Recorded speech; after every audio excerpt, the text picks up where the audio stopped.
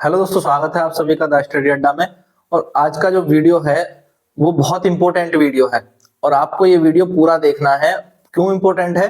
क्योंकि आज इस वीडियो में मैं बात करूंगा सीटेट के उन वर्ड्स की जिनसे कि पूरे क्वेश्चन का आंसर आप बिना क्वेश्चन को बहुत ज्यादा पढ़े या बहुत ज्यादा उसमें दिमाग लगाए उस क्वेश्चन का आंसर आसानी से दे सकते हैं।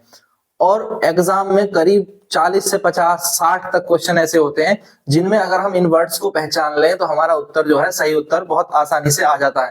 तो आपके लिए सीटेट का एग्जाम बहुत आसान हो जाएगा अगर आपने आज का पूरा वीडियो कंप्लीट कर लिया। और वीडियो किस पर है? पॉजिटिव और नेगेटिव पर, टैग वर्ड्स पर। हम कुछ उन शब्दों की बात करेंगे जिनसे हमारे जो स्टेटमेंट है वो पॉजिटिव और नेगेटिव हो जाते हैं। क्योंकि बहुत सारे क्वेश्चंस में हमें ऐसा दिया होता है कि शिक्षण में बहुत सारी चीजें जो है टीचिंग से रिलेटेड जो क्वेश्चन है उनमें ऐसे शब्दों को पकड़ना बहुत जरूरी है जिनसे कि हमारे क्वेश्चन को हमें आंसर के लिए उसको आंसर को आइडेंटिफाई करना बहुत आसान हो जाता है। तो इन शब्दों की हम बात करेंगे और इन शब्दों को हम पॉजिटिव और नेगेटिव दो दो कैटेगरी में हम बांटेंगे इन शब्दों को, पॉजिटिव और नेगेटिव। तो पॉजिटिव यानी सकारात्मक शब्द, ऐसे शब्द जो किसी कथन को सही करते हैं या टीचिंग के लिए सही जो बातें हैं। और दूसरे नेगेटिव वर्ड्स, और इनको हम टैग वर्ड्स कह सकते हैं या आप कह लीजिए कि ये ऐसे शब्द हैं जिनसे आपके क्वेश्चन का आंसर जो है वो बहुत आसानी से आपको मिल जाएगा। जनरली इनको हम क्या कहते हैं? Tag words. और ये दो कैटेगरी में है, पॉजिटिव और नेगेटिव।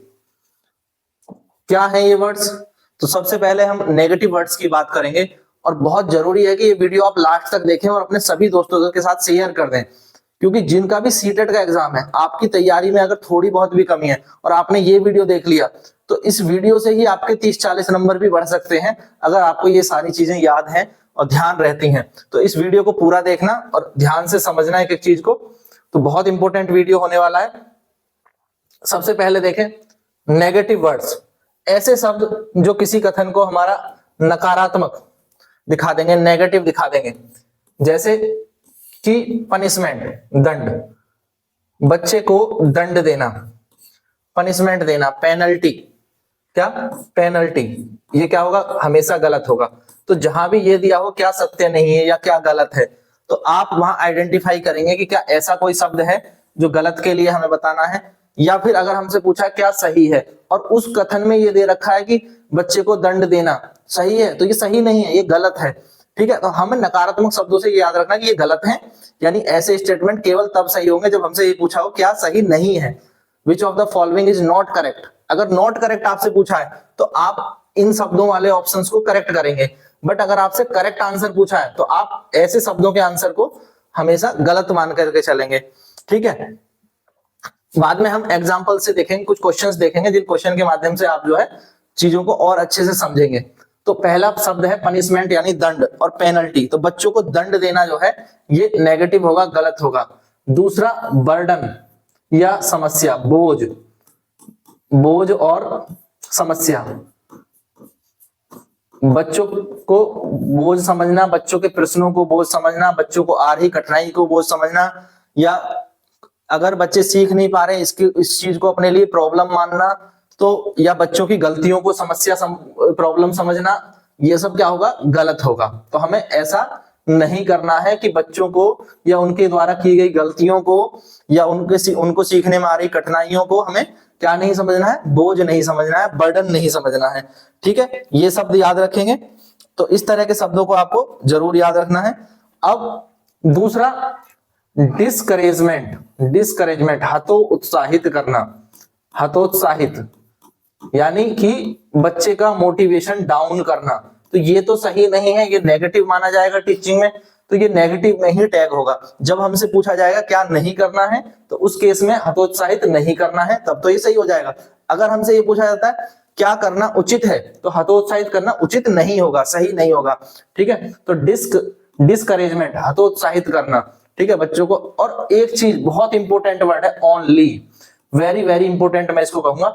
आपको लगभग 10 क्वेश्चन में ये चीज दिखेगी और किसी ना किसी कथन में 4 ऑप्शन होंगे तो उनमें से कुछ कथनों में ओनली शब्द कहीं ना कहीं दिख जाएगा। हिंदी में देखेंगे तो वहां लिखा होगा केवल, सिर्फ या मात्र। तो जहां कहीं भी आपको ऐसे शब्द दिखे, केवल, सिर्फ और मात्र, 4 ऑप्शन है और उसमें से किसी ऑप्शन में केवल लिखा हुआ है, तो समझ लेना वो ऑप्शन सही नहीं है, वो ऑप्शन सही नहीं है। वो जैसे कि क्या केवल पुस्तकों द्वारा जानकारी दी जानी चाहिए, तो क्या हो जाएगा, गलत हो जाएगा। क्या बच्चों को केवल गणित विषय का ही ज्ञान दिया जाना चाहिए, क्या केवल परिवेशीय ज्ञान तक ही सीमित रखा जाना चाहिए, तो कहीं भी अगर केवल, सिर्फ, मात्र और सीमित जैसे शब्दों का प्रयोग अगर वाक्य में किया जा रहा है तो वाक्य नकारात्मक वाक्य आपको मानने हैं और उन्हें केवल जब ही सही करना है जब आपसे क्या नहीं करना है पूछा हो। तो अगर क्या नहीं करना है, क्या नहीं करना है, शिक्षक को क्या नहीं करना है, या कौन से ऑप्शन सही नहीं होते हैं, ठीक है, जब सही नहीं पूछे तो ये सही होंगे, अदरवाइज ये सब गलत होंगे। अगर ये पूछा क्या नहीं करना है या क्या सही नहीं है, ये सब सही नहीं है ना, all of these are not correct. अब रोट लर्निंग, रटना, रटना, ठीक है, रटना बिल्कुल गलत जाएगा। जहां भी किसी ऑप्शन में आप देखें तो रटना क्या होगा, नेगेटिव होगा, ठीक है, रटना एक नेगेटिव पॉइंट है। उसके बाद याद कराना या याद करना, है ना, याद करना या याद कराना और बार बार याद करने को कहना, ठीक है, तो ये भी क्या होगा, नेगेटिव होगा। मेमोराइज करना, बार बार लिखवाना, बार बार लिखना, जिसे हम कहते हैं बहुत ज्यादा ड्रिल और प्रैक्टिस कराना, ठीक है, बहुत ज्यादा drill and practice, drill and practice भी क्या है, नेगेटिव में आएगा। तो ये याद रखेंगे, नोट करते चलें इन वर्ड को, इन वर्डों को लिखते चलें। और वीडियो अच्छा लग रहा है तो लाइक जरूर कर दें, वीडियो अच्छा लग रहा है तो लाइक जरूर कर दें और समझते चलें। शिक्षा कैसी होनी चाहिए, शिक्षा कैसी होनी चाहिए, क्या किताब केंद्रित, बुक सेंटर्ड और क्या शिक्षक केंद्रित होनी चाहिए, नहीं, शिक्षा कैसी होनी चाहिए, बच्चे पर केंद्रित होनी चाहिए, चाइल्ड सेंटर्ड होनी चाहिए, ठीक है, बच्चे पर केंद्रित क्या मानेंगे। तो अगर कहीं कहता है कि शिक्षा को बुक सेंटर्ड एजुकेशन, ये क्या सही है, नहीं, ये सही नहीं है, ठीक है। और टीचर सेंटर्ड एजुकेशन, जहां पर जो है पूरे विद्यार्थी जो कक्षा का जो वातावरण है वो पूरा क्या हो, शिक्षक केंद्रित हो, तो शिक्षक केंद्रित अगर कक्षा का वातावरण होगा तो वो भी क्या मानेंगे, नेगेटिव में मानेंगे।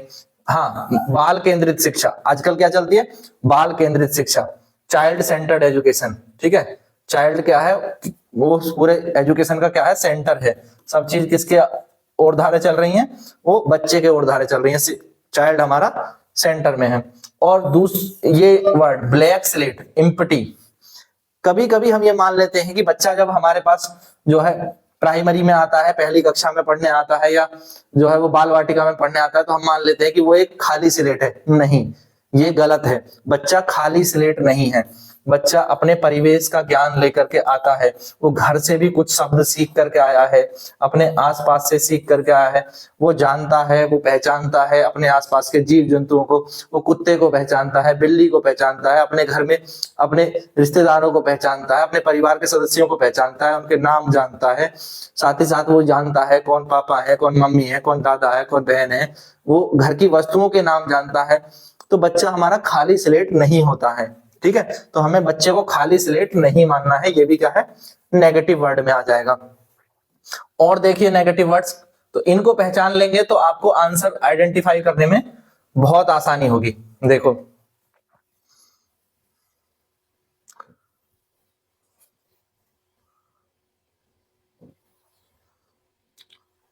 अब इसमें देखें, यहां पर जेंडर इनइक्वालिटी, जेंडर इनइक्वालिटी, लैंगिक असमानता, क्या है, लैंगिक असमानता, कक्षा में लैंगिक असमानता से संबंधित पूर्वाग्रह जो होते हैं, ये मानना कि लड़के गणित में तेज होते हैं, या पहले से ये भी मान लेना कि लड़कियां गणित में तेज होती हैं, कुछ भी पहले से अगर मान ले रहे हैं, वो क्या है, एक तरह से वो जेंडर इनइक्वालिटी को क्रिएट कर रहा है। शिक्षक द्वारा ये कहना कि अभी मैं गणित पढ़ाऊंगा तो लड़कियां जो हैं वो कुछ समय बाहर खेल सकती हैं, या फिर अब होम साइंस की कक्षा है तो लड़कियां क्लास में बैठे, लड़के लाइब्रेरी में चले जाएं।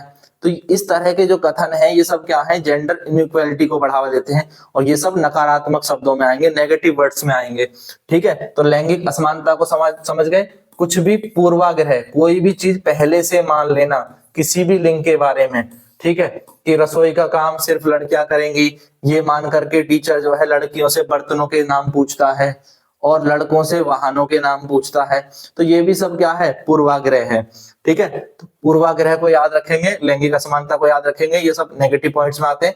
दूसरा एक आप याद रखेंगे कि कक्षा में बच्चे की मातृभाषा को इग्नोर करना या बच्चे के विचारों को और बच्चे की गलतियों को इग्नोर करना, ये भी क्या होगा, नेगेटिव होगा। पहली बात तो इग्नोर करना ही नेगेटिव है। हम बच्चे की चाहे गलतियां हो उनको इग्नोर नहीं कर सकते, क्योंकि वही सीखने के लिए एक संसाधन है। गलतियां सीखने के लिए एक रिसोर्स का काम करती हैं। बच्चे की मातृभाषा को स्कूल में रोकना, उसे मातृभाषा का प्रयोग करने से रोकना, मदर टंग का प्रयोग करने से रोकना, तो ये क्या होगा, गलत होगा। इग्नोर करना, अगर बच्चा अपनी मातृभाषा में जवाब दे रहा है तो टीचर उसके आंसर को अगर इग्नोर करता है या उस पर ध्यान नहीं देता या उसे यही कहते हुए डांट देता है कि क्लास में जो है जो लैंग्वेज क्लास में यूज की जा रही है, सपोज दैट इंग्लिश में अगर कोई क्वेश्चन पूछा गया और बच्चा उसका आंसर अपनी मदर टंग में दे रहा है, हिंदी में दे रहा है, पंजाबी में दे रहा है, बंगाली में दे रहा है, जिस भी भाषा में वो दे रहा है, तो उसके आंसर को एक्सेप्ट ना करके उस पर यह कहना कि इंग्लिश में बताओ, इंग्लिश में बताओ, तो क्या होगा, हम उसकी मातृभाषा को इग्नोर कर रहे हैं। तो ये नहीं करना है, ये भी क्या है, नेगेटिव वर्ड है। बच्चे के स्वतंत्र रूप से विचारों को इग्नोर करना। कई बार हम सवाल पूछते हैं कक्षा में बच्चों से कि आप बगीचे में गए तो आपने क्या क्या देखा, तो अब बच्चा बगीचे में क्या क्या देखेगा, आप सोच रहे हो कि वो पेड़ों के बारे में बताएगा, पर बच्चे ने बगीचे में कोई ऐसी घटना देखी कि वहां पर दो बच्चे लड़ रहे थे और वो उसके बारे में बता रहा है, तो आप उसके आइडिया को सुन ही नहीं रहे, उसके विचार को सुन ही नहीं रहे, तो आप उसके किसी भी विचार को इग्नोर नहीं करेंगे। कक्षा में जो बच्चा बता रहा है या किसी समस्या समाधान पर आपने सवाल पूछा, तो हर बच्चे के उस समस्या को सॉल्व करने के अलग अलग तरीके हो सकते हैं, तो हर बच्चे के विचार को सुनना, उनके आइडियाज को सुनना, ये बहुत जरूरी है, इग्नोर नहीं करना है। इसी तरह से बच्चे की गलतियों को इग्नोर नहीं करना है, उनसे समझ करके उनकी गलतियों को सुधारना और आगे के लिए कहां पर जो है टीचिंग में और बदलाव किया जाए, शिक्षण के और तरीके अच्छे लाए जाएं, टीचिंग के और अच्छे तरीके से समझाया जाए, ताकि बच्चे गलतियां कम से कम करें, पर गलतियों को इग्नोर नहीं करेंगे, गलतियों को रिसोर्स की तरह, संसाधन की तरह यूज करते हुए आगे उनसे हम रेमेडियल टीचिंग में यूज करेंगे उनको। तो गलतियां क्या है, रिसोर्स है, संसाधन है, तो ये याद रखेंगे। नेगेटिव वर्ड से हम चल रहे हैं।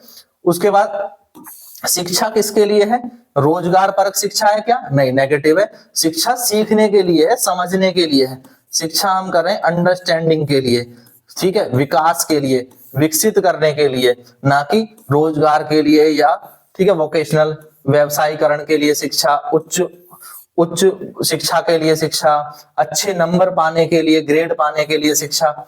शिक्षा किस लिए होती है, समझने के लिए, ज्ञान के विस्तार के लिए, ज्ञान की प्राप्ति के लिए शिक्षा, ठीक है, विकास के लिए शिक्षा, for the development of the child.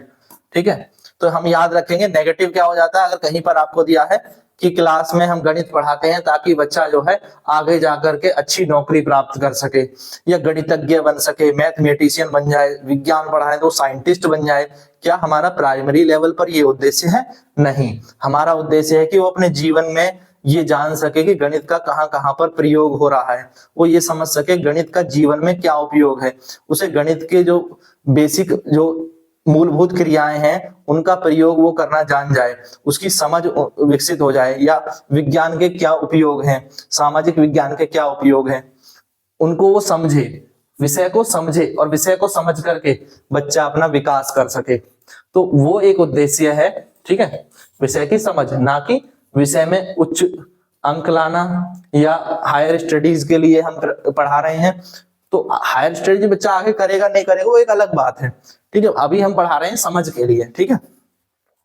फिर दूसरा, कक्षा में जो है आप टेक्निकल और साइंटिफिक शब्दावली टर्मिनोलॉजी का ही यूज करें, तो ये गलत हो जाएगा। कई बार जो है बच्चे मानक भाषा नहीं समझ पाते, है ना, जो कठिन शब्द हैं उनको नहीं समझ पाते। जैसे अगर हम कह रहे हैं कि कोई शब्द है, टेक्निकल शब्द है, जैसे बहुत सारे शब्द होते हैं, साइंस में एक शब्द श्यानता गुणांक, अब बच्चा नहीं समझता श्यानता क्या है, ठीक है, विस्कोसिटी, विस्कोसिटी। इसी तरह से मैथ में बहुत सारी टर्मिनोलॉजी होती है, स्थानीय मान, तो प्लेस वैल्यू, इस तरह के जो शब्दावली है, सिर्फ इन्हीं शब्दावली का अगर हम प्रयोग करेंगे तो विषय क्या हो जाएगा, कठिन हो जाएगा। तो इसलिए हमें कुछ जो है जो बच्चे की स्थानीय भाषा से जुड़े हुए शब्द हैं उन शब्दों का प्रयोग करके विषय को जोड़ना होता है। कि विषय में सिर्फ और सिर्फ अगर हम टेक्निकल और साइंटिफिक टर्मिनोलॉजी पर ही चलेंगे तो विषय और कठिन हो जाएगा, समझने में और कठिनाई बच्चे को आएगी। ठीक है, तो ये भी क्या है, नेगेटिव वर्ड है। अभी सिर्फ नेगेटिव वर्ड की बात कर रहे हैं, अभी बस पहले नेगेटिव वर्ड देखें, उसके बाद नेक्स्ट स्लाइड में हम पॉजिटिव वर्ड्स की बात करेंगे। देखिए आगे,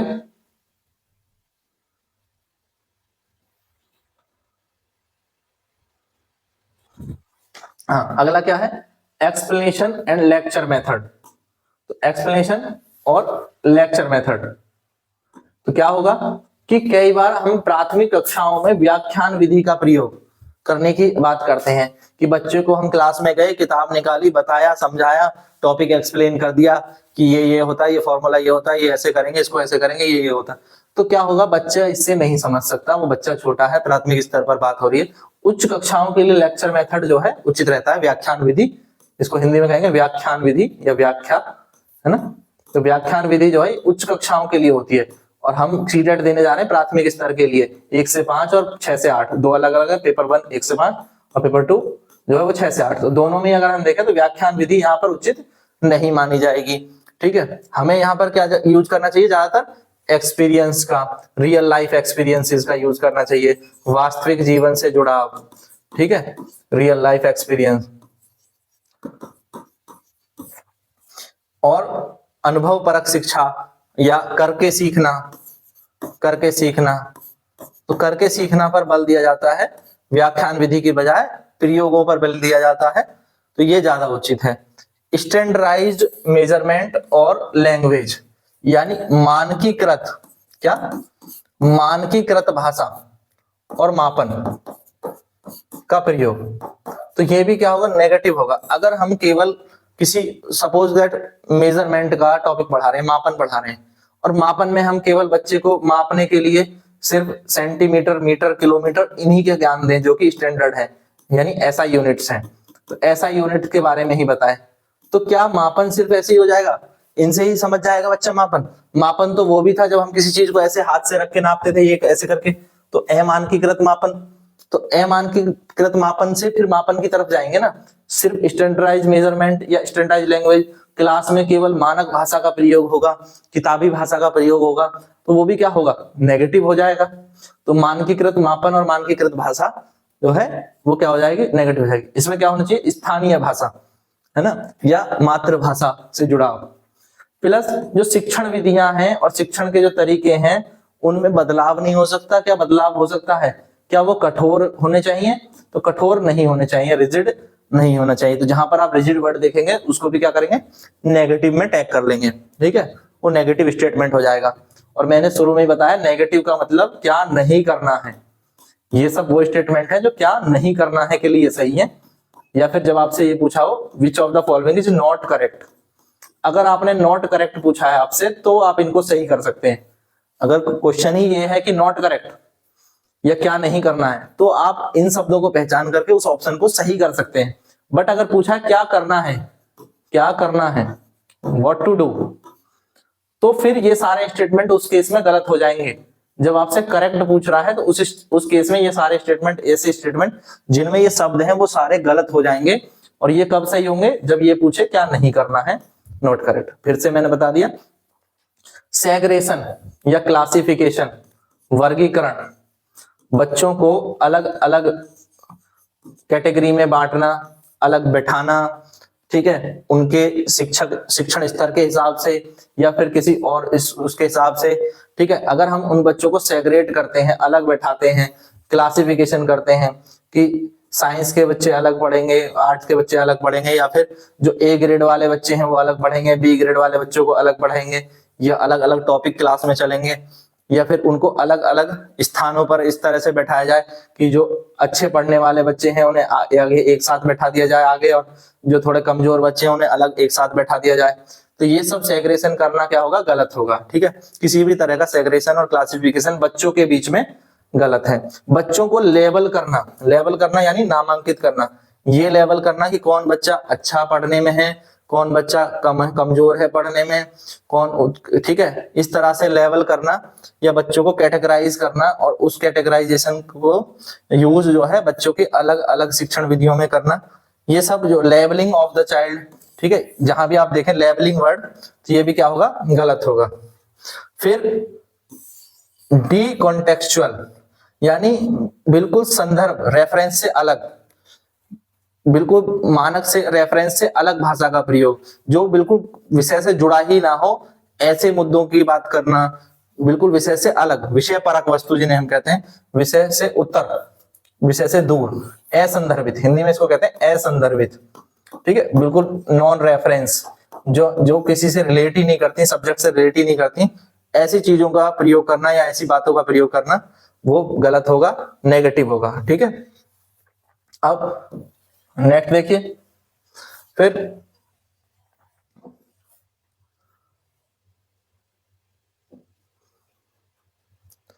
यहां पे आ जाएगा हमारा समेटिव असेसमेंट। समेटिव असेसमेंट का क्या मतलब होता है, योगात्मक आकलन, योगात्मक आकलन। अब ये आकलन कब किया जाता है, जब पूरा जो सब्जेक्ट है वो हमारा कंप्लीट हो गया, या इसको हम कहते हैं टर्म एंड एग्जाम, साल के अंत में जो एग्जाम होते हैं, टर्म एंड एग्जाम जिन्हें हम कहते हैं, वो है समेटिव असेसमेंट, ठीक है, सत्रांत परीक्षा या योगात्मक आकलन। तो योगात्मक आकलन क्यों जो है नेगेटिव है, इसलिए नेगेटिव है कि अगर मान लो योगात्मक आकलन का जो परिणाम है वो सही नहीं आया, तो उसके बाद तो हमें बच्चे में सुधार करने का समय मिला ही नहीं, उसकी तो कक्षा ये उत्तीर्ण हो गई या वो कक्षा समाप्त हो गई, पूरा साल बीत गया, साल के बाद हमने एक आकलन किया और उस आकलन में परिणाम हमारे जो है अगर जैसे हम चाहते थे उस अनुसार नहीं आए, तो एक साल पूरा जो है वो चला गया। अगर इसकी बजाय हम क्या करते कि हर एक टॉपिक के बाद या हर एक चैप्टर के बाद आकलन करते या समय समय पर आकलन करते, कुछ एक वीक या 2 वीक के बाद, जिसे हम कहते हैं फॉर्मेटिव असेसमेंट FA, और उसको हिंदी में कहा जाता है रचनात्मक आकलन। तो अगर इस तरह से आकलन किया जाता समय समय पर और बच्चे के हर एक एस्पेक्ट का आकलन करके, और जब समय समय पर आकलन किया जाता और हर एक एस्पेक्ट का आकलन किया जाता, तो उसके बाद हम रेमेडियल टीचिंग भी करा सकते थे, ठीक है, उसमें सुधार के लिए उपचारात्मक शिक्षण किया जा सकता था, तो वहां पर उसके लिए समय रहता रेमेडियल टीचिंग के लिए। तो रचनात्मक आकलन सही माना जाएगा और समेटिव असेसमेंट को हम क्या मानेंगे, गलत मानेंगे। ये बात क्लियर है। फिर पैसिव, पैसिव यानी निष्क्रिय, निष्क्रिय। तो छात्र या शिक्षक कोई भी कक्षा में क्या नहीं होना चाहिए, निष्क्रिय नहीं होना चाहिए, पहली बात, क्योंकि लर्निंग जो है वो पैसिव तरीके से नहीं हो सकती। लर्निंग कब होगी, लर्निंग जब होगी जब जो टीचर है और जो बच्चा है क्लास में वो दोनों क्या हो, एक्टिव हो। तो एक्टिव तरीके से ही होगी, जब दोनों एक्टिव हो तभी लर्निंग होगी। तो निष्क्रिय नहीं होगा, क्या होगा, सक्रिय, ठीक है। तो ये पैसिव वर्ड को याद रखेंगे। उसके अलावा कंपटीशन, ठीक है, कंपटीशन। तो कंपटीशन जो है ये भी हमें नेगेटिव में रखना है।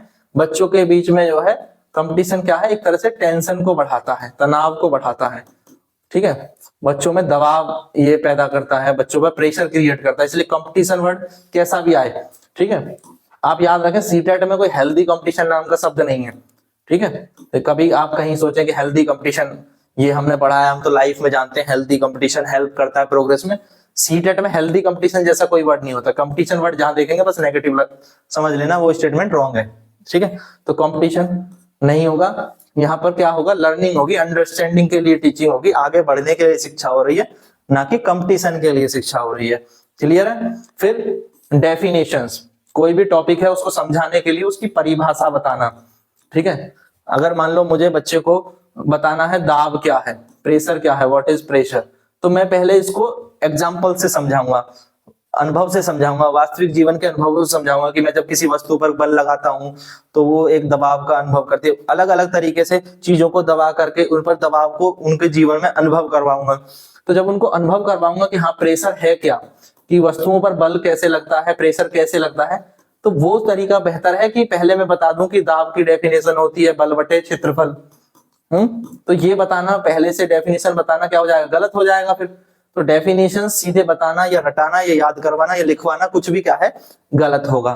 ये बात याद रखेंगे, डेफिनेशन लिखवाना रटवाना, पहले टॉपिक को एक्सप्लेन करने से पहले, टॉपिक को एक्सपीरियंस कराने से पहले, टॉपिक के बारे में वास्तविक अनुभव कराने से पहले डेफिनेशन कराना बहुत गलत होगा। क्योंकि हमेशा याद रखें ELPS, experience language picture symbol, ये वर्ड याद रखें।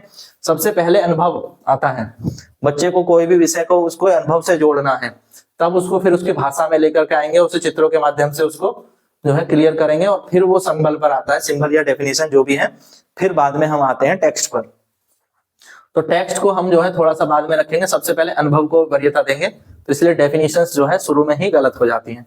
टर्म एंड एग्जाम मैंने बता दिया, सत्र के अंत में परीक्षा होने का उतना लाभ नहीं होता जितना कि फॉर्मेटिव असेसमेंट का होता है, इसलिए इनको हम नेगेटिव में रखते हैं। अभी मैंने इसके बारे में बात कर ली पहले ही। और ड्रिल एंड प्रैक्टिस के बारे में मैंने आपको बताया, बार बार अभ्यास करवाना, बार बार लिखवाना। कोई बच्चा गलती कर दे और ऐसी सजा आप दे दे कि 50 बार लिखो, 10 बार लिखो इस चीज को अपनी कॉपी में, तुमने एक शब्द गलत लिखा ना, इसी शब्द को 50 बार लिखो। तो ऐसा करते हैं टीचर, ऐसा करते हैं क्लास में, बट ये क्या है, ये ड्रिल एंड प्रैक्टिस जो है बच्चे को क्या करेगा, वो टेंशन में ले आएगा, दबाव में ले आएगा, वो अगले दिन कक्षा ही नहीं आएगा, क्लास में ही नहीं आएगा, हो सकता है वो क्लास आना ही बंद कर दे। ठीक है, तो इस तरह के जो ड्रिल एंड प्रैक्टिस है, और खासतौर पे बच्चे को जो है ये ना बता करके कि आपसे गलती कैसे हुई, गलती कहाँ हुई, ये हमने फाइंड आउट किया नहीं, और हमने क्या किया, हाँ ये शब्द गलत लिख दिए, चलो इन्हें 20 बार लिखो तब सही हो जाएगा। तुमसे कोई शब्द नहीं लिखा गया, हम कहते हैं जैसे बच्चों को कोई कठिन शब्द हमने लिखने को दिया, वो बच्चा लिख नहीं पाया, तो उसी कठिन शब्द को हमने दे दिया कि भाई 25 बार लिख दो, 50 बार लिख दो। तो फिर क्या हुआ, वो ड्रिल एंड प्रैक्टिस में आ गया, बार बार लिखवाना, बार बार याद करवाना, बार बार रटवाना, तो ये सब क्या हो जाएगा, गलत हो जाएगा। ये बात क्लियर है।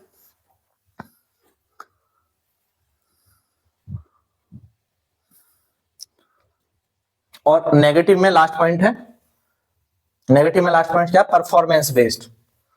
परफॉर्मेंस बेस्ड का क्या मतलब है, देखें तो इस परफॉर्मेंस बेस्ड का क्या मतलब होता है,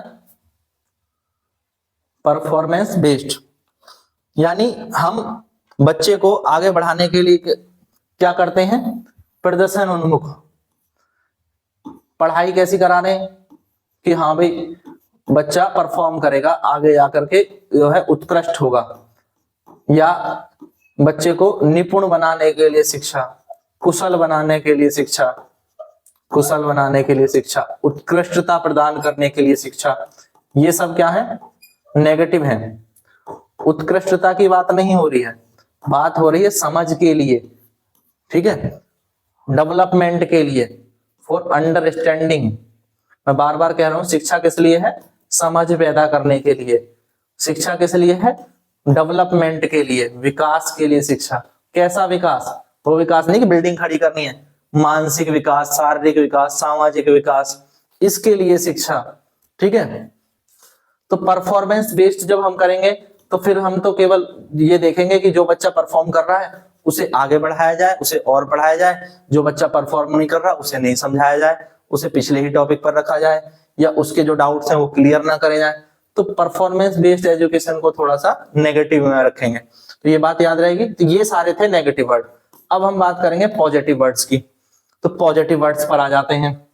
ठीक है, अब यहां से देखें सकारात्मक शब्द, यानी वो शब्द, अगर पॉजिटिव वर्ड्स आपको किसी ऑप्शन में दिखाई दे रहे हैं, यानी क्या करना है, ये जब भी आपसे पूछा जाए क्या करना है, तो आप इन शब्दों को ढूंढने का प्रयास करना कि किस ऑप्शन में आपको ये शब्द दिख रहे हैं, और जिस ऑप्शन में आपको ये शब्द दिखेंगे यानी वो सारे ऑप्शन पॉजिटिव हैं। कई बार हो सकता है किसी क्वेश्चन में कई सारे ऑप्शन में 2-3 शब्द दिख जाए, कि पहले ऑप्शन में भी एक पॉजिटिव वर्ड दिख गया, दूसरे ऑप्शन में भी दिख गया, तो फिर उनमें से बेस्ट ऑप्शन आपको फाइंड आउट करना पड़ सकता है।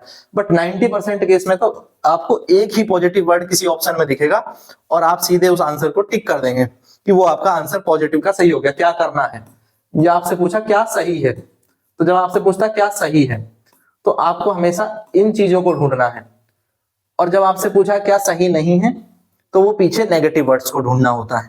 क्लियर है, तो क्या करना है पूछे, क्या सही है, व्हाट टू डू और which of the following is correct, इस तरह के सवालों में आपको यही शब्द ढूंढने हैं। ठीक है, ये बात समझ गए, तो इन शब्दों को ढूंढेंगे तो बहुत सारे क्वेश्चंस आपके आसानी से हो जाएंगे। सबसे पहले जैसे सक्रिय, अभी मैंने बताया था बच्चा क्लास में क्या नहीं होना चाहिए, निष्क्रिय नहीं होना चाहिए, टीचर क्या नहीं होना चाहिए, निष्क्रिय नहीं होना चाहिए, तो दोनों क्या होने चाहिए, सक्रिय होने चाहिए, ठीक है, एक्टिव। दूसरा खोज, डिस्कवरी, खोज विधि, यानी अगर हम बात करें कि किसी विषय को अगर हम पढ़ा रहे हैं तो हम इस तरह के तरीके यूज करें कि जिससे बच्चा खुद ही प्रयोग करके या उन चीजों को अनुभव करके फिर उस विषय के जो महत्वपूर्ण नियम हैं उन्हें खुद से समझ जाए, क्योंकि उसने कई बार प्रैक्टिस करी, कई बार उन चीजों को देखा, तो फिर वो समझ गया कि ऐसी घटना इस तरह से होती है। तो डिस्कवर करना, और डिस्कवरी कब होगी, जब उसको आप करने का अवसर प्रदान करेंगे। तो एक चीज और ध्यान रखना कि अवसर देना, और वो भी कैसा अवसर देना कि बच्चा करके सीखे, ठीक है, करने का कोई अवसर देना, ठीक है, डू इट योर सेल्फ। जब हम कहते हैं ना बच्चे को करके सीखने की बात करते हैं, DIY की बात करते हैं, करके सीखना, और इसके लिए सबसे जरूरी है कि आप उसको एक अवसर दें, ठीक है, मौका दें। तो जब तक हम उसको अवसर नहीं देंगे तो वो करके नहीं सीखेगा, तो वो कैसे सीख पाएगा, ये बहुत जरूरी है। ये नहीं कि हमने सीधे ही रूल बता दिया, और रूल बता दिया तो बच्चा फिर रूल को याद कर लेगा। अब वो रूल को फाइंड आउट तो किया नहीं, उसने एक्सपीरियंस तो किया नहीं कि रूल कैसे आया होगा, या फिर ऐसा रूल बनने के पीछे क्या कारण है। तो इसलिए डिस्कवर करना, अवसर देना, करके सीखना, ये सब अच्छा होता है। फिर गलतियों की बात करते हैं। बच्चे की जो गलतियां हैं वो पढ़ाई के लिए क्या है, एरर जो है वो संसाधन है, रिसोर्स है। मैंने पहले बताया क्या है, रिसोर्स है। गलतियां सीखने में संसाधन का काम करती हैं। गलतियां बाधा नहीं है, गलतियां बोझ नहीं है। गलतियों से हमें ये पता चलता है कि बच्चे को सीखने में कहां पर कठिनाई है, क्योंकि ये एक तरह से हमारे लिए डायग्नोज करने में हेल्प करती हैं, डायग्नोज करने में हेल्प करती हैं। क्योंकि जब हम एरर फाइंड आउट कर लेंगे तो एरर फाइंड आउट करके हम उनको डायग्नोज कर सकते हैं। क्या कर सकते हैं, डायग्नोज कैसे कर सकते हैं, दोबारा से पढ़ा करके या अलग नई विधि का प्रयोग करके, जिससे कि बच्चा सीख जाए, जिसे हम कहते हैं रेमेडियल टीचिंग, उपचारात्मक शिक्षण। तो रेमेडियल टीचिंग जब भी तो करनी पड़ती है, बच्चा गलतियां कर रहा है, और गलतियों को क्या नहीं मानना है, बोझ नहीं मानना है, शिक्षण में बाधा नहीं समझना है इन बात को, ठीक है। तो एरर को हमेशा रिसोर्स की तरह देखना है, और आगे बढ़ने का एक स्टेप होती है गलतियां, ठीक है। जब गलती करते हैं तभी आगे बढ़ सकते हैं, तभी उससे कुछ नया सीख सकते हैं, और तभी नई तरह से प्रयास कर सकते हैं, और उसी से फिर सफलता मिलती है। तो गलती एक तरह से सफलता का एक कदम ही है, और कुछ नहीं, ठीक है। अंडरस्टैंडिंग, समझना। शिक्षा मैंने हमेशा कहा है समझ के लिए शिक्षा है। शिक्षा रटने के लिए नहीं है, याद करने के लिए नहीं है, बहुत महान बनने के लिए शिक्षा नहीं है, वैज्ञानिक बनने के लिए, गणितज्ञ बनने के लिए, किसी कंपनी में नौकर बनने के लिए शिक्षा नहीं है, उत्कृष्टता पाने के लिए, किसी विषय में निपुण बनने के लिए शिक्षा नहीं है। शिक्षा किस लिए है, समझ के लिए है, ठीक है, समझ के लिए है, दिमाग के विकास के लिए है, डेवलपमेंट के लिए है, विकसित करने के लिए शिक्षा है। क्लियर है। तो जहां पर अंडरस्टैंडिंग की बात हो, अंडरस्टैंड की बात हो, वो पॉजिटिव होगा। शिक्षा कैसी होनी चाहिए, बाल केंद्रित शिक्षा। आज के समय में हम सब जगह चाइल्ड सेंटर्ड एजुकेशन की बात करते हैं। शिक्षा में मुख्य कौन है, चाइल्ड है, ठीक है, मेन कौन है, चाइल्ड है। सब कुछ क्यों हो रहा है, बच्चे के लिए हो रहा है। पाठ्यक्रम भी किसके सेंटर पे बनाया जाएगा, सिलेबस किसके सेंटर पे होगा, चाइल्ड सेंटर्ड होगा। टीचर सेंटर्ड एजुकेशन के जमाने गए, अब एजुकेशन कैसी है, चाइल्ड सेंटर्ड है। शिक्षा बच्चे के लिए है, पाठ्यक्रम बच्चे के लिए है, सीखने वाला बच्चा है, बाकी सब चीजें जो है स्कूल, टीचर सब उसके आसपास घूम रहे हैं, और वो उसको एक तरह से क्या है, रिसोर्स प्रोवाइडर है, संसाधन प्रदाता है। टीचर क्या है, एक रिसोर्स प्रोवाइडर है, ठीक है, रिसोर्स प्रोवाइडर है। तो यहाँ पर एक तरह से टीचर की भूमिका क्या हो गई है, गौण हो गई है, ठीक है, मेन में नहीं है। टीचर की भूमिका एक तरह से सपोर्टिव रोल में है। टीचर यहाँ पर किस में रोल में, सपोर्टिव रोल में है, ठीक है। वो एक संसाधन प्रदाता के रूप में है, और मुख्य कौन है, चाइल्ड है, बच्चा है, ये याद रखेंगे। फिर बच्चे का उत्साहवर्धन करना, प्रोत्साहित करना, ये तो हमेशा अच्छा होता है। आप कोई सवाल बच्चे ने गलत कर दिया तो उसको इतना थोड़ी डांट देंगे कि वो कल से जो है उस विषय को पढ़ना ही बंद कर दे, या बच्चे की गलतियों को इतना ज्यादा हाईलाइट कर दें कि वो बच्चा जो है डिमोटिवेट होकर के जो है अपनी एजुकेशन ही छोड़ दे। तो किसी भी उसमें हमें क्या करना है, कहीं पे बच्चा गलती कर रहा है तो भी हमें उसको प्रोत्साहित करना है, ठीक है, आगे बढ़ने के लिए प्रोसेस, थोड़ा बहुत कुछ अच्छा किया तो उसको मोटिवेट कर दो, कुछ गलत भी किया तो उसको थोड़ा इतना नहीं डिमोटिवेट करो, कह दो कि ठीक गलती तो करिए, इसमें सुधार करेंगे, आगे ऐसा कर सकते हैं, दूसरे तरीके से कर सकते हो, आपको एक तरीका पता चल गया गलत कैसे हो जाता है सवाल। ये थोड़ी गलती हो गई तो वो जो है सही नहीं हो सकती है, तो हमें प्रोत्साहित करना, इनकरेज करना, ये सही होगा।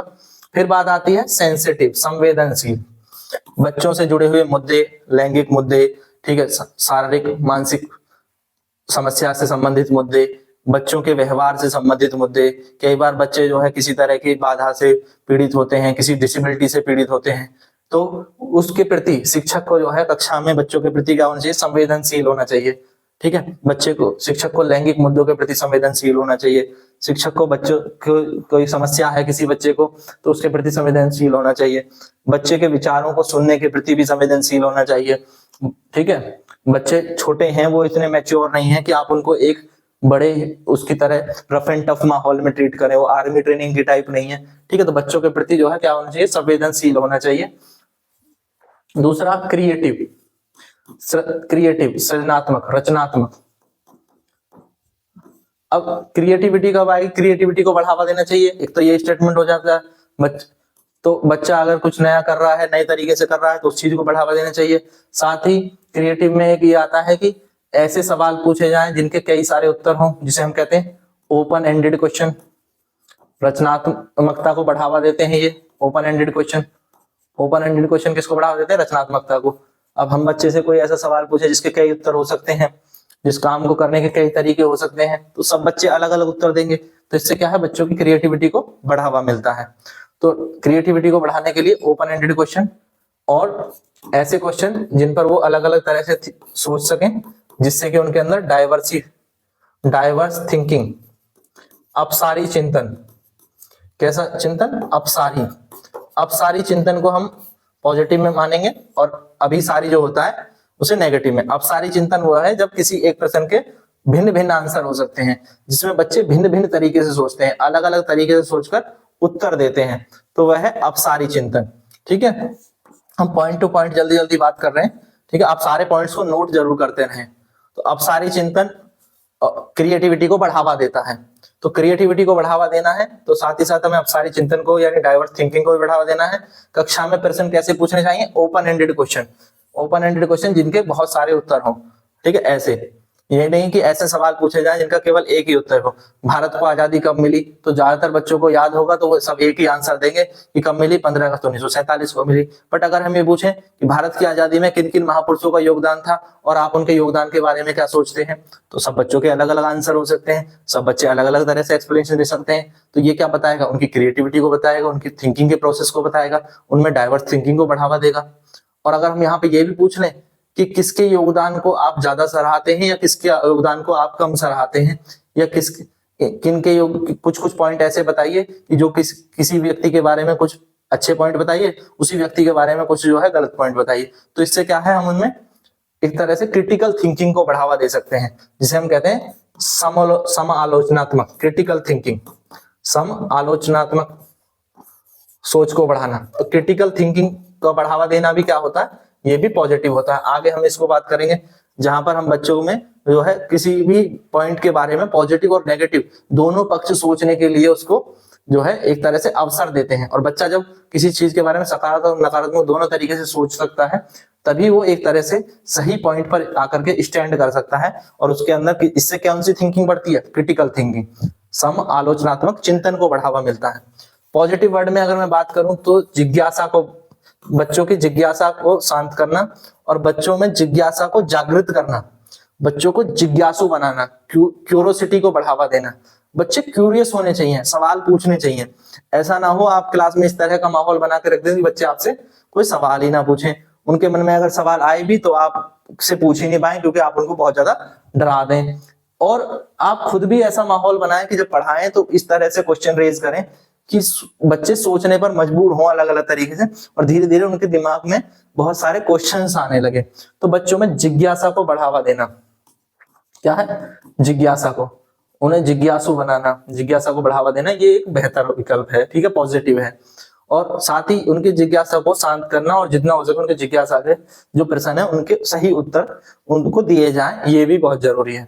फिर कक्षा में विजुअल ऑडियो एड्स का प्रयोग, दृश्य श्रव्य सामग्री, इसके प्रयोग से क्या होगा कि ज्यादा से ज्यादा जो है बच्चे सीख पाएंगे। कुछ बच्चे जैसे कि चीजों को देख करके सीखते हैं, पिक्चर्स को देख करके सीखते हैं। कुछ बच्चे छोटे छोटे वीडियो क्लिप्स के माध्यम से ज्यादा अच्छा सीखते हैं। और हमें जो विजुअल ऑडियो एड्स हैं इनसे जो है आजकल क्लास को जो है वो क्रिएटिव बनाने का मौका मिलता है, बच्चों को ज्यादा इससे सीखने का मौका मिलता है। कक्षा में आजकल स्मार्ट क्लास हो गई हैं, ठीक है, बहुत सारे आजकल जो है वो छोटे छोटे प्ले कार्ड्स वगैरह होते हैं। तो ये सब चीजें किस में आते हैं, ये सब विजुअल ऑडियो एड्स में आते हैं। स्क्रीन लग गए हैं क्लासों में, वहां पर आप देखोगे तो बहुत सारी क्लासों में आप देखोगे तो जो है आजकल क्या हो गया स्मार्ट क्लास, ये वर्ड बहुत आता है स्मार्ट क्लास। तो स्मार्ट क्लास का क्या मतलब है, यही है विजुअल ऑडियो एड्स, दृश्य श्रव्य सामग्रियों का प्रयोग, ताकि बच्चा जो है पढ़ने के साथ साथ किताब में जिन चीजों को देख रहा है उनको वो विजुअलाइज भी कर पाए, उनको देख करके ज्यादा सीख लेता है। बच्चा देख करके ज्यादा सीखता है, सुन करके ज्यादा सीखता है। तो इसलिए विजुअल ऑडियो एड्स का प्रयोग भी क्या होगा, पॉजिटिव में आएगा। अब कुछ और पॉइंट है, देखें इन पॉइंट्स को भी। इंक्लूसिव, समावेशी, तो समावेशी का क्या मतलब है, इंक्लूसिव एजुकेशन। तो एजुकेशन कैसी होनी चाहिए, समावेशी होनी चाहिए। कक्षा का वातावरण भी कैसा होना चाहिए, समावेशी होना चाहिए। यानी समावेशी, सभी के लिए एक समान शिक्षा, एक समान शिक्षा, सभी बच्चे एक ही कक्षा में पढ़ सकें, ऐसी कक्षा क्या होगी, समावेशी कक्षा होगी, इंक्लूसिव क्लासरूम या इंक्लूसिव एजुकेशन। अब ऐसा नहीं है कि कोई बच्चा डिसेबल्ड है और उसको भी हम इस कक्षा में पढ़ा रहे हैं, तो हमें कम से कम उसके लिए जो रिसोर्सेज जरूरी हैं वो रिसोर्सेज भी होने चाहिए। तो क्लास को इंक्लूसिव बनाने के लिए जो भी टूल्स रिक्वायर्ड हैं वो टूल्स होने चाहिए, तभी क्लास इंक्लूसिव होगी। ऐसा नहीं है किसी बच्चे को दिखाई कम देता है तो उसको हम पीछे बैठा रहे हैं तो हमारी क्लास इंक्लूसिव कैसे हुई। उसको कम से कम इतनी दूरी पर बैठा है जहां से वो उचित रूप से देख सके। अगर कोई बच्चा सुन नहीं पाता है तो उसके लिए जो सुनने के जो टूल्स आते हैं, जो एड्स आती हैं, वो प्रोवाइड किए जाए जिनसे कि वो सुन सके। तो जहां तक हो सके क्लास को इंक्लूसिव बनाने के लिए जो टूल्स हैं वो चाहिए, प्लस क्लास का माहौल ऐसा हो कि उसमें कोई भी बच्चा अपने आप को इनसिक्योर महसूस ना करे, तभी वो क्लास कैसी होगी, समावेशी शिक्षा होगी। हर स्तर का बच्चा, हर वर्ग का बच्चा एक क्लास में पढ़ता है तो उसे कहेंगे इंक्लूसिव एजुकेशन, और उसके लिए सारे सुविधाएं उस क्लास में मौजूद होनी भी चाहिए। ठीक है, इंक्लूसिव एजुकेशन हो गई। इंक्लूसिव एजुकेशन के लिए इन्वायरमेंट भी बहुत इंपॉर्टेंट है, ठीक है। और यहाँ पर एक चीज आते हैं इंक्लूसिव डेवलपमेंट, या हम एक शब्द का भी याद रखें, विकास जो है सर्वांगीण विकास, किसी एक पक्ष का विकास नहीं, सर्वांगीण विकास। विकास के लिए ये शब्द बहुत इंपॉर्टेंट आता है कि जब भी कहीं पूछा जाए कि क्या केवल बच्चे के शारीरिक विकास पर ध्यान देना चाहिए या केवल मानसिक विकास पर या केवल सामाजिक विकास पर, तो जहां भी केवल शब्द आ गया वो तो गलत हो ही जाएगा। तो हम कहते हैं कि बच्चे के सर्वांगीण विकास पर, ओवरऑल डेवलपमेंट पर ध्यान दिया जाना चाहिए। तो पॉजिटिव में आता है सर्वांगीण विकास, इसमें शारीरिक, मानसिक, सामाजिक सभी तरह के विकास जो है इसमें शामिल हैं। तो सर्वांगीण विकास पर ध्यान दिया जाना चाहिए, ये भी हमारा इंक्लूसिव एजुकेशन का ही पार्ट है एक तरह से। फिर दूसरा है करके सीखना, do it yourself.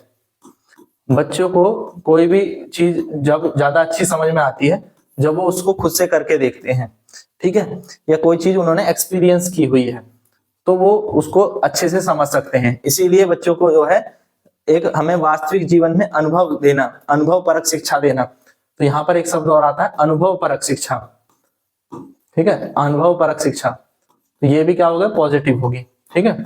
Do it yourself, करके सीखना, और इन दोनों से ही जुड़ी हुई बात है। इस चीज के लिए सबसे जरूरी क्या होगा, अवसर देना। ये तो आप ऐसे याद कर लो, किसी भी लाइन में अगर आपको ये वर्ड लिखा मिल जाए, अवसर देना, तो अवसर देने से तो पॉजिटिव, ये समझ लो कि ये सबसे पॉजिटिव लाइन है। अगर किसी लाइन में ये लिखा हुआ है कि बच्चों को सीखने का अवसर देना, बच्चों को कार्य करने का अवसर देना, या बच्चे को जो है हम बगीचे में ले गए और वहां पर बच्चा जो है खुद पौधों को देख करके उनके नाम लिखता है, उनको देखता है, उनकी पत्तियों को महसूस करके उनकी पत्तियों के बारे में जानकारी लेता है, तो यहाँ पर हम उनको अवसर दे रहे हैं तभी, क्योंकि बच्चों को आप ले गए ना गार्डन में, तो आपने उनको अवसर दिया कि वो सारे पेड़ पौधों को छू करके उनकी पत्तियों का वर्गीकरण कर सके। तो ऐसा अवसर देना हमेशा सबसे बेस्ट ऑप्शन होता है, याद रखेंगे। फॉर्मेटिव असेसमेंट, फॉर्मेटिव असेसमेंट रचनात्मक आकलन, मैंने बताया पहले भी, योगात्मक आकलन की बजाय कौन सा आकलन अच्छा होता है? रचनात्मक आकलन। रचनात्मक आकलन क्यों अच्छा है? क्योंकि रचनात्मक आकलन में हम क्या करते हैं कि हम हर एक टॉपिक के बाद और चैप्टर के बाद जो है आकलन करते हैं, और उसके बेस पर हम उसके हर एस्पेक्ट को असेस कर लेते हैं, और जहां जहां बच्चे के जो है परेशानियां आ रही हैं, प्रॉब्लम्स आ रही हैं, उसको फिर ठीक करने के लिए रेमेडियल टीचिंग कराई जा सकती है। तो इसलिए टॉपिक के बाद असेसमेंट से क्या है, एक अवसर हमें मिल जाता है दोबारा से उसमें जो प्रॉब्लम्स आई हैं, जो गलतियां हुई हैं बच्चे से, उनमें सुधार करने का, ठीक है, डायग्नोज करने का अवसर एफए में मिल जाता है। तो इसलिए कौन सा असेसमेंट ज्यादा अच्छा है? Formative assessment. इसलिए एफए को हम पॉजिटिव मानते हैं। बच्चों को प्रोत्साहित करना, इनकरेज करना, ये अच्छा होता है, ये मैं पहले बता चुका हूं, क्योंकि हमें डिस्करेज करना नेगेटिव है। दूसरा होता है असेसमेंट कैसा होना चाहिए? कॉम्प्रिहेंसिव, व्यापक। व्यापक कोई भी असेसमेंट हो उसमें सिर्फ एक ही पक्ष का मूल्यांकन नहीं होगा, बच्चे के केवल किसी एक पक्ष के ज्ञान का ही नहीं, बच्चे के सभी पक्षों के ज्ञान का आकलन करना। या कोई भी टॉपिक हम बता रहे तो उसमें भी कॉम्प्रिहेंसिव जो है टॉपिक्स होने चाहिए, ठीक है। बच्चे की जो नॉलेज है वो भी कैसी होनी चाहिए? कॉम्प्रिहेंसिव होनी चाहिए। वो किसी एक विषय का ही ज्ञाता बनाना हमारा लक्ष्य नहीं होना चाहिए, उसे हमें सभी विषयों के बारे में एक बेसिक नॉलेज उसके डेवलप करना, उनकी अवेयरनेस डेवलप करना, बेसिक अवेयरनेस सभी विषयों के बारे में डेवलप करना, ये लक्ष्य होना चाहिए, ठीक है। तो इसलिए कॉम्प्रिहेंसिव इवोल्यूशन भी बात की जाती है। आजकल क्या बात की जाती है? सीसीई पैटर्न की बात की जाती है, सीसीई, ठीक है, जिसमें कॉम्प्रिहेंसिव इवोल्यूशन की बात होती है। तो कॉम्प्रिहेंसिव इवोल्यूशन यानी व्यापक आकलन, ये भी बहुत जरूरी है, तो ये भी पॉजिटिव है। फिर ऑब्जर्व, ऑब्जर्व करना, ऑब्जर्व करना यानी बच्चे खुद से ऑब्जर्व करते हैं। जैसे पर्यावरण शिक्षा में कहा जाता है कि बच्चों को जानवरों की आवाज के बारे में जानना है, समझो, तो हम क्या करें कि हम उन्हें एक फोन में रिकॉर्ड की गई हुई आवाज सुनवाएं, या फिर उन्हें हम किसी चिड़ियाघर में ले जाएं जहां पर वो भिन्न भिन्न जानवरों को देख सके और उनकी आवाजों को सुन करके जो है वो उनके बारे में, उनकी आवाजों को पहचान सके। तो कौन सा बेहतर होगा? जब हम उनको चिड़ियाघर में ले जाएंगे तो उनकी आवाजों को सुन करके ऑब्जर्व करेंगे और पहचानेंगे कि किस जानवर की आवाज कैसी है। तो ऑब्जर्व करना ये बहुत जो है पॉजिटिव पॉइंट होता है। जैसे अवसर देना पॉजिटिव पॉइंट है, उसी तरह से ऑब्जर्व करना भी एक बहुत अच्छा पॉजिटिव पॉइंट होता है, ठीक है। अब नेक्स्ट देखेंगे क्वेश्चंस पूछना। तो क्वेश्चन पूछना, आस्किंग क्वेश्चंस, बच्चे को कक्षा में क्वेश्चंस पूछने देना और बच्चों को क्वेश्चन पूछना, ये सभी क्या है? पॉजिटिव है, ठीक है। क्वेश्चन पूछने से रोकना नेगेटिव हो जाएगा, और बच्चे कक्षा में प्रश्न नहीं पूछते हैं, ये भी एक नेगेटिव पॉइंट हो जाएगा। तो आस्किंग क्वेश्चन ये भी जो है अच्छा पॉइंट है, पॉजिटिव पॉइंट है, तो याद रखेंगे प्रश्न पूछना, ठीक है। रियल लाइफ एक्सपीरियंस, वास्तविक जीवन के अनुभव का ज्ञान, या कोई भी टॉपिक अगर हम पढ़ा रहे हैं तो पहले उसके वास्तविक जीवन के अनुभव से उसको जोड़ना, ये हमेशा जो है ये पॉजिटिव पॉइंट होता है। तो रियल लाइफ एक्सपीरियंस याद रखेंगे, वास्तविक जीवन के अनुभव। फिर रचनात्मक या रचनावाद, रचनावाद किसको बढ़ावा देता है? क्रिएटिविटी को बढ़ावा देता है। और किसको बढ़ावा देता है रचनावाद? अपसारी चिंतन को, अपसारी चिंतन यानी डाइवर्स थिंकिंग को बढ़ावा देता है, जिसमें बच्चा एक ही प्रश्न के भिन्न भिन्न तरीके से उत्तर दे सकता है, या क्लास के जो बच्चे हैं वो सभी अलग अलग आंसर दे सकते हैं। तो ये किसको बढ़ावा दे रहा है? क्रिएटिविटी को बढ़ावा दे रहा है, डाइवर्स थिंकिंग को, और इसी को हम कहते हैं रचनावाद। तो रचनावाद जो है वो क्रिएटिविटी को बढ़ावा देता है, ठीक है। तो आजकल का जो एनसीएफ 2005 है, तो एनसीएफ 2005 में शिक्षा में किसकी बात की गई है? कंस्ट्रक्टिविज्म की, रचनावाद की बात की गई है। शिक्षा के तरीके कैसे होने चाहिए? रचनावादी तरीके होने चाहिए, ठीक है, उसकी बात की गई। तो एनसीएफ 2005 के रेफरेंस में भी इस शब्द को बहुत अच्छे से याद रखना, तो जहां पर ये शब्द मिले तो वो पॉजिटिव स्टेटमेंट है। फिर आती है समता या समानता या लैंगिक समता। तो मैंने पहले ही बताया कक्षा में जो है लैंगिक भेदभाव करना ये गलत है, और लैंगिक समानता समता रखना ये सही है। ठीक है, बच्चों में लड़का और लड़की में अंतर न करे जाए, दोनों से गणित के समान स्तर के प्रश्न पूछे जाएं, दोनों से जो है होम साइंस के समान स्तर के सवाल करवाए जाएं। जब होम साइंस की कक्षा हो तो लड़के भी उसमें हो, लड़कियां भी हो। जब गणित की कक्षा हो तो लड़के भी हो, लड़कियां भी हो। टीचर कहीं ये ना कहे कि लड़कियां जो है वो गणित में कमजोर हैं और लड़के गणित में तेज हैं, या ऐसा ना कहे कि लड़के जो है वो होम साइंस में कमजोर हैं। तो इस तरह के जो स्टेटमेंट है वो नेगेटिव होते हैं, और हमें क्या करना है, हमें दोनों को समान रूप से देखना है, समान स्तर से उनको बढ़ाना है और ठीक है, तो इक्विटी को बढ़ावा देना है। फिर क्रिटिकल थिंकिंग की मैंने पहले ही बात करी। क्रिटिकल थिंकिंग सम आलोचनात्मक चिंतन।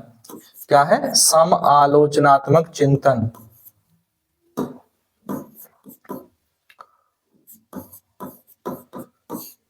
क्या मतलब होता है सम आलोचनात्मक चिंतन का? इसका मतलब है कि इस तरह की सोच विकसित करना जिसमें हम किसी टॉपिक के बारे में उसके पॉजिटिव और नेगेटिव दोनों ही एस्पेक्ट्स को सोच पाए, समझ पाए, अच्छे से उनको जो है बता पाए, डिस्कस कर पाए। तो इस तरह के चिंतन को विकसित करना उसको कहते हैं क्रिटिकल थिंकिंग। ठीक है, किसी भी पॉइंट्स के बारे में पॉजिटिव और नेगेटिव दोनों एस्पेक्ट्स को समझने की क्षमता विकसित करना। ठीक है, तो क्रिटिकल थिंकिंग भी एक पॉजिटिव पॉइंट है। साथ ही फ्लेक्सिबल, कक्षा का वातावरण कैसा होना चाहिए? लचीला होना चाहिए। ठीक है, कक्षा बहुत ज्यादा कठोर या रिजिड तरीके से नहीं चलाना चाहिए। रिजिड नेगेटिव होता है, पीछे आया था एक रिजिड वर्ड, तो उसका अपोजिट फ्लेक्सिबल क्या हो जाएगा? पॉजिटिव वर्ड हो जाएगा। साथ ही कक्षा में जो है मदर टंग का प्रयोग जो है ये किया जाना चाहिए। बच्चे के जो प्राथमिक स्तर पर जो शिक्षा है वो मातृभाषा में अगर होगी तो बच्चा ज्यादा सरल तरीके से, आसान तरीके से सीख पाएगा। तो कक्षा में मातृभाषा को क्या नहीं करना है? इग्नोर नहीं करना है। इग्नोर नहीं करना है, मातृभाषा को बढ़ावा देना है और मातृभाषा में ही सीखने का प्रयास, सिखाने का प्रयास किया जाना है। साथ ही अगर हम कोई और लैंग्वेज भी पढ़ा रहे हैं तो उस लैंग्वेज को पढ़ाते समय भी मातृभाषा के शब्दों से उसको जोड़ना ये सही माना जाता है। ठीक है, मदर टंग का याद रखेंगे, पॉजिटिव रोल हमें याद रखना है मदर टंग का। तो यहां तक की बात हो गई। अब जितने भी वर्ड थे ये सब पॉजिटिव नेगेटिव वर्ड्स की हमने बात कर ली। ठीक है, तो पॉजिटिव नेगेटिव वर्ड्स पर बात हो गई। अब एक सेकेंड, हाँ, तो पॉजिटिव और नेगेटिव वर्ड्स के बारे में तो हमने बात कर ली। अब एक चीज समझ लें कि ये पॉजिटिव वर्ड है और जो नेगेटिव वर्ड है, जब आपका क्वेश्चन आएगा तो उस क्वेश्चन में आप कैसे आंसर करेंगे? क्वेश्चन में आप आंसर करते समय याद रखें, अगर क्वेश्चन में ये लिखा है क्या सही है, क्या सही है, तो आप पॉजिटिव वर्ड ढूंढेंगे, ऑप्शंस में पॉजिटिव वर्ड्स ढूंढेंगे। ठीक है, या क्या करना है। शिक्षण में ऐसे सवाल होते हैं जिनमें कहीं ना कहीं ये पूछा होगा क्या सही है, क्या करना है। तो जब आपका सवाल ये है तो आप उसमें पॉजिटिव वर्ड्स ढूंढे, पॉजिटिव वर्ड्स को ढूंढे। और अगर आपके क्वेश्चन में ये लिखा है क्या सही नहीं है, क्या सही नहीं है, तो आप ऑप्शंस में नेगेटिव वर्ड्स को ढूंढना शुरू करें और पॉजिटिव वर्ड्स वाले ऑप्शंस को काटना शुरू कर दें, वहां पर उल्टा कर दें, है ना। या क्या नहीं करना है, तो ऐसा अगर लिखा है तो समझ गए। तो जहां नेगेटिव में लिखा होगा क्या सही नहीं है, तो फिर आप नेगेटिव वर्ड ढूंढेंगे और पॉजिटिव वाले कैंसिल कर देंगे। और अगर ये लिखा है क्या करना है, तो पॉजिटिव वाले ऑप्शंस ढूंढेंगे और नेगेटिव वाले ऑप्शंस को कैंसिल कर देंगे। तो ऐसे करके आप बहुत सारे क्वेश्चंस के आंसर दे सकते हैं। और ये आपको कम से भी कम, मैं बता रहा हूँ, 40 से 50 क्वेश्चंस में ये हेल्प करेगा। अगर आपने इन चीजों को अच्छे से याद कर लिया, समझ लिया, तो यह आपको 40 से 50 नंबर तो यूं ही दिलवा देगा और आपका एग्जाम बहुत आसान हो जाएगा। अब आप अपने क्वेश्चंस करके देखना, तो आपको क्वेश्चंस के आंसर ढूंढने में बहुत आसानी होगी। आप इजीली अपने क्वेश्चंस के आंसर जो है ढूंढ पाएंगे। तो अब आप प्रैक्टिस करके देखो, और आपको कहीं भी कोई प्रॉब्लम आती है तो कमेंट जरूर कर दें कि आप क्वेश्चन में कहीं भी कोई डिफिकल्टी पाते हैं। इन सब चीजों को अगर आप याद रखेंगे तो आपको बहुत सारे क्वेश्चंस के आंसर तो ऐसे ही मिल जाएंगे, आराम से मिल जाएंगे, कोई दिक्कत ही नहीं आएगी। और कम से कम 30-30, 40-40 नंबर हर बच्चे के बढ़ भी जाएंगे। तो इसलिए इस वीडियो को जरूर आपको 1-2 बार देखना है। एग्जाम से पहले एक बार जरूर इसको रिवाइज कर लेना। एग्जाम से एक दिन पहले कुछ मत पढ़ना, बस इस वीडियो को रिवाइज कर लेना, तो आपके 30-40 नंबर तो भी बढ़ जाने वाले हैं। ठीक है, आपको बहुत मुश्किल नहीं आएगी सीटेट को क्लियर करने में। इसलिए इस वीडियो को एक दो बार रिपीट करके देख लेना, एग्जाम में ज्यादा टाइम नहीं है तो एक दो बार रिपीट करके देख लेना, ताकि ये सारी चीजें आपको क्लियर रहे। जो भी मैंने बोली है वो चीजें आपके दिमाग में बैठ जाए। जब वो बिल्कुल अच्छे से समझ जाओगे, बैठ जाएंगी, तो आपको क्वेश्चंस को आंसर को ढूंढने में मुश्किल नहीं आएगी। ठीक है, तो इस बात का ध्यान रखेंगे। अब ये वीडियो पूरा आपने यहाँ तक देख लिया, तो वीडियो पसंद आए तो लाइक कर दें, शेयर कर दें अपने सभी दोस्तों के साथ, और चैनल को सब्सक्राइब कर लें। Thank you guys, thanks for watching.